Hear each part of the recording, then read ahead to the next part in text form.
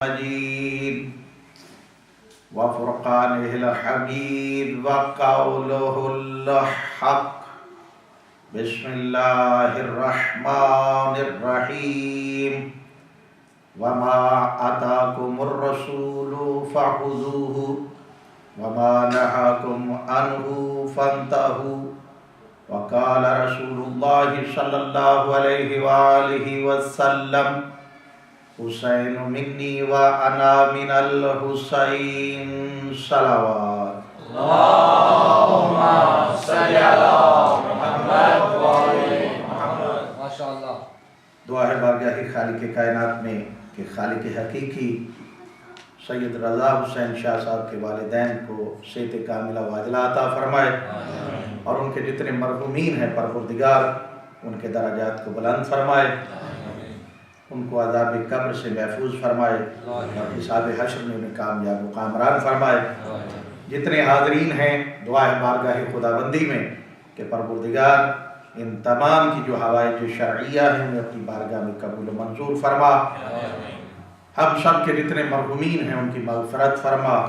جتنے مومن المومنات اس دنیا سے جا چکے ہیں پروردگار آج کی شب کے صدقے میں ولادت امام حسین علیہ السلام کے صدقے میں، ولادت مولا حضرت عباس علیہ السلام کے صدقے میں، ولادت امام علی زین العابدین علیہ السلام کے صدقے میں پروردگار ان کو عذاب قبر سے محفوظ فرما اور حساب حشر میں انہیں کامیاب و کامران فرما. سارے صاحبان اپنے اپنے بیماروں کی شفا یابی کے لیے، اپنی دعاؤں کی قبولیت کے لیے اور اپنے مرحومین کی مغفرت کے لیے بآواز بلند صلوات.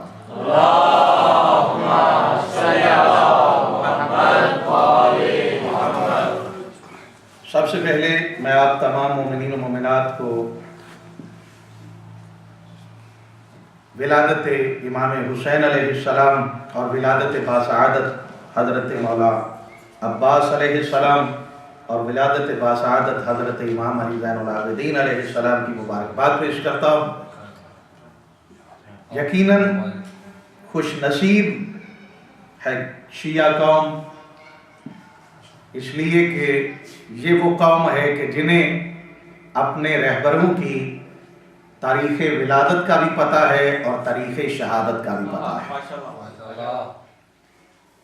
یہ بہت بڑی خوش نصیبی ہے ہماری کہ ہمیں ایسے راہبر و رہنما ملے ہیں کہ جن کی زندگی میں کسی قسم کا کوئی عیب نہیں نکال سکتا، اس لیے کہ بے عیب نے انہیں ایسا بنایا ہے کہ جنہوں نے اپنی زندگی سے ثابت کیا ہے کہ وہ کتنا لا رہے ہیں.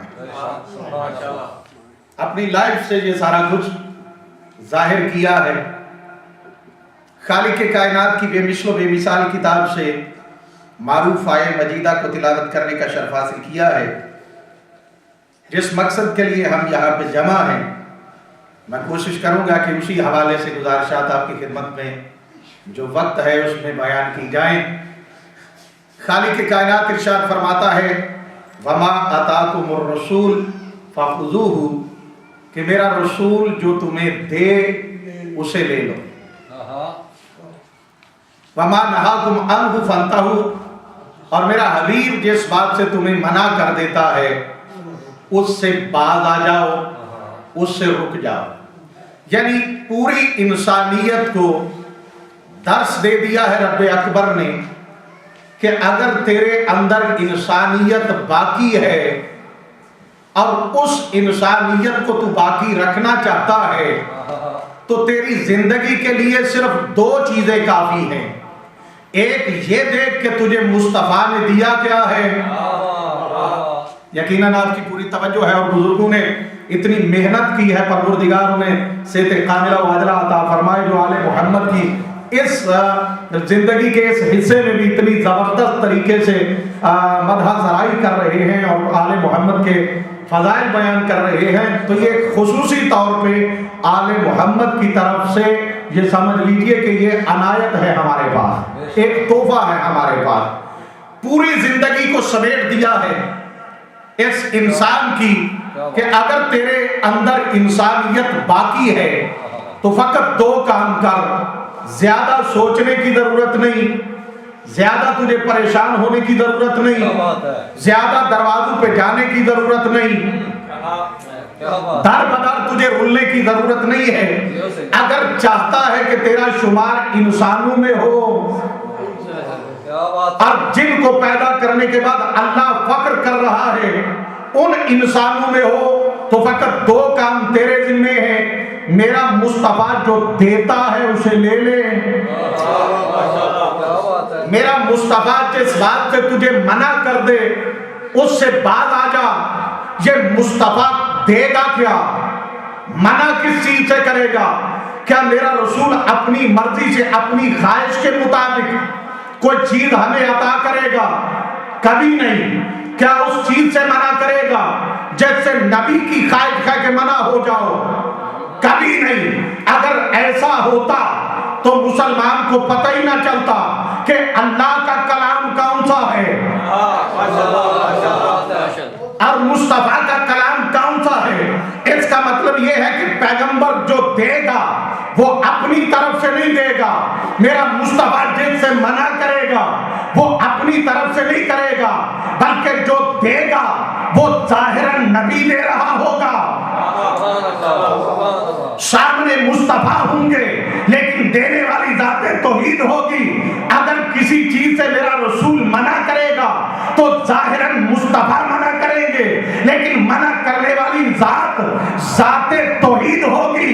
اس کا مطلب یہ ہے طے ہو گیا کہ میرا مصطفیٰ جو دیتا ہے وہ ذاتی طور پہ نہیں دیتا، اللہ کے حکم کے تابع دیتا ہے۔ جس سے منع کرتا ہے میرا حبیب اپنی خواہش سے منع نہیں کرتا بلکہ اللہ کے حکم کے تابع کرتا ہے۔ پھر مان لو کہ جو پیغمبر نے ہمیں علی جیسا ایمان دیا ہے تو اس لیے نہیں دیا کہ مصطفیٰ کا بھائی ہے، بلکہ علی اس لیے دیا ہے کہ اللہ کی طرف سے حق بن کے آیا ہے۔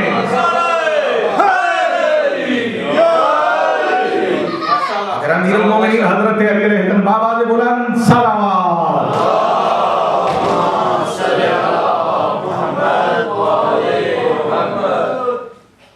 اگر جو بھی چیز پیغمبر دیں گے وہ اپنی طرف سے نہیں دیں گے، اللہ نے جو دیا ہے، جو حکم پروردگار کا ہے وہ پیغمبر پیش کر دیں گے۔ جس بات سے پروردگار روکے گا پیغمبر اس سے منع کر دیں گے۔ اب پیغمبر نے علی کا اعلان کیا ہے تو پیغمبر نے اپنی خواہش سے نہیں کیا کہ یہ میرا بھائی ہے، یہ میرا داماد ہے۔ ماننا پڑے گا کہ پیغمبر کا اعلان کرنا اس بات کی دلیل ہے کہ علی کا اعلان بھائی سمجھ کے نہیں کیا بلکہ حق سمجھ کے کیا ہے۔ پھر ماننا پڑے گا کہ اگر پیغمبر اپنی عبا بچھا کے اپنی جگہ پہ کسی مستور کو بٹھا کے نظر آئے تو پیغمبر بیٹی سمجھ کے نہیں بٹھا رہے، اس لیے کہ پیغمبر اپنی مرضی سے کوئی کام نہیں کرتے۔ اگر کسی کو بٹھاتے نظر آتے ہیں پھر ماننا پڑے گا کہ یہاں پہ پیغمبر کی خواہش نہیں ہے بلکہ یہ حق سمجھ کے بٹھا رہے ہیں۔ پھر مان لو کہ اگر کسی کو اپنے دوش پہ سوار کرتے نظر آئے تو پیغمبر نواسا سمجھ کے سوار نہیں کروا رہے بلکہ حق سمجھ کے وہ سوار کروا رہے ہیں۔ اور اگر پیغمبر بھرے مجمع میں کسی کا اعلان کرتے نظر آئے کہ حسین و منی و انا من الحسین تو پیغمبر اپنی خواہش سے نہیں کر رہے بلکہ اللہ کروا رہا ہے تاکہ دنیا والوں کو پتا چل جائے کہ محمد اپنی زندگی میں کیسے تھے، ظاہراً چلے جانے کے بعد محمدیت کیسی چل رہی ہے۔ یہ اپنے بعد محمدیت کیسی چل رہی ہے۔ اس کا مطلب یہ ہے کہ پیغمبر جو دیں اپنی مرضی سے نہیں، حکم خدا بندی سے ہے۔ جن سے منع کرے وہ حکم خدا بندی سے ہے۔ پیغمبر گرامی صلی اللہ علیہ وآلہ وسلم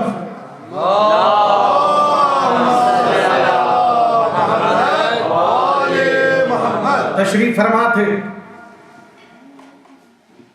ان کے پاس ابی بن کعب بھی تھے، باقی صحابہ اکرام بھی موجود تھے۔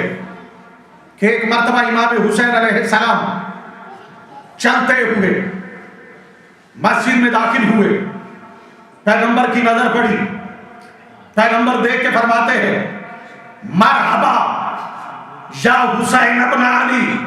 توجہ چاروں میں آپ صاحبان سے جشن کے لیے بیٹھے ہیں، وہ انشاءاللہ میں گزارشات ایسی پیش کر کے جاؤں گا کہ جو آپ کے ذہنوں میں رہیں گی۔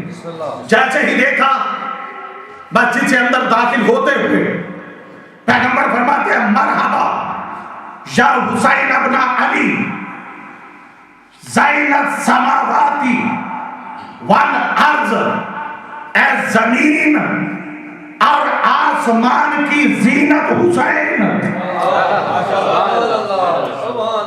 مرحبا اے زمین و آسمان کی زینت حسین۔ ابی بن کعب بیٹھا تھا، گھبرا گیا، پریشان ہو گیا، پریشان ہو کے دیکھے عرض کرنے لگا یا رسول اللہ آپ کے علاوہ بھی کوئی ہے؟ آپ کے علاوہ بھی کوئی ہے کہ جو زمین کی زینت بھی ہو، آسمان کی زینت بھی ہو؟ پیغمبر دیکھ کے فرماتے ہیں ہاں ہے۔ عرض کی کون؟ فرمایا میرا حسین۔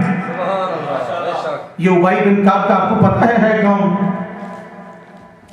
پیغمبر گرامی صلی اللہ علیہ وآلہ وسلم کے بعد جناب زید بن ارقم جو صحابی رسول ہیں، انہوں نے ایک دن پوچھا یا رسول اللہ یہ ابی بن کعب ہے کون؟ پیغمبر دیکھ کے فرماتے ہیں منافق۔ کون ہے؟ منافق۔ زید بن ارقم دیکھ کے عرض کرنے لگے یا رسول اللہ منافق کا ٹھکانہ؟ پیغمبر فرماتے ہیں جہنم۔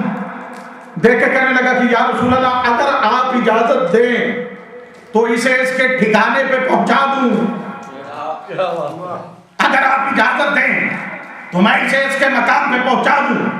پیغمبر دیکھ کے فرماتے ہیں نہیں، اس لیے کہ آج اگر میں نے تجھے اس کے قتل کی اجازت دے دی تو کل کا مورخ یہ لکھے گا کہ محمد نے صحابہ کا قتل کروانا شروع کروا دیا تھا۔ پیغمبر نے صحابہ کا قتل عام شروع کروا دیا تھا۔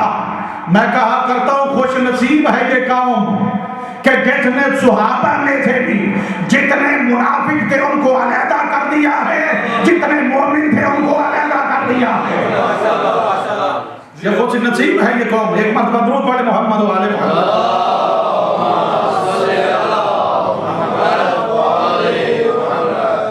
یہ ہے ابی بن کعب۔ یا رسول اللہ آپ کے علاوہ بھی کوئی ہے کہ جو زمین کی زینت بھی ہو، آسمان کی زینت بھی ہو؟